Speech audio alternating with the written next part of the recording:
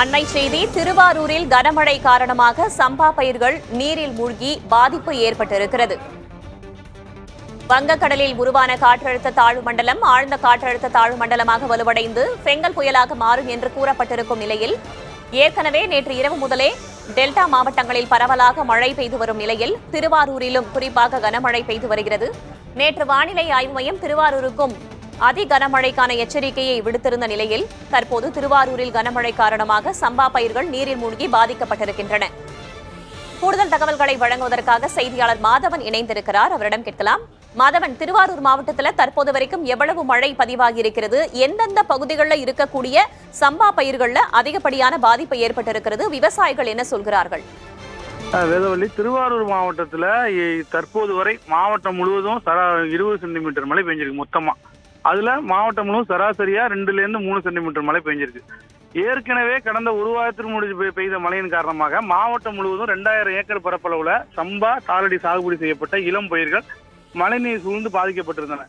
அதுக்கப்புறம் கொஞ்சம் கொஞ்சமா வடிய தொடங்கிய நிலையில இப்ப மீண்டும் காலையில இருந்து பெய்ஞ்ச மழையின் காரணமாக, அதுவும் கனமழையின் காரணமாக, அதுவும் தொடர்ந்து பெய்து வரும் மழையின் காரணமாக சுமார் 2000 ஏக்கர் பரப்பளவுல குடவாசல் பகுதி, திருத்துறைப்பூண்டி பகுதி, கோட்டூர் பகுதி உள்ளிட்ட பல்வேறு பகுதிகளிலையும் 2000 ஏக்கர் பரப்புல சம்பா மற்றும் தாளடி பயிர்கள் மழைநீர் சூழ்ந்து பாதிக்கப்பட்டுள்ளன.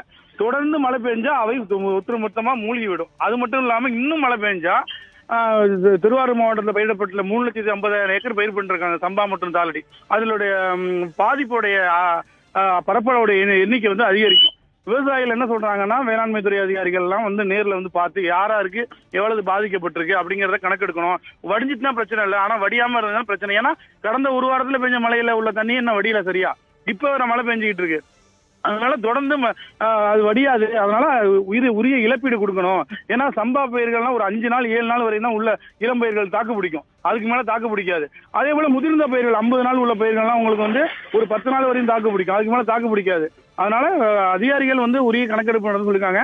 அதிகாரிகள் தரப்புல கேட்டப்ப நாங்க தொடர்ந்து மாவட்டம் முழுவதும் எங்கெங்கெல்லாம் பாதிக்கப்பட்டிருக்கோம் அந்தந்த பகுதிகளை அந்தந்த வேளாண்மை உதவி அலுவலர் மூலமா பாத்துக்கிட்டு இருக்கோம்.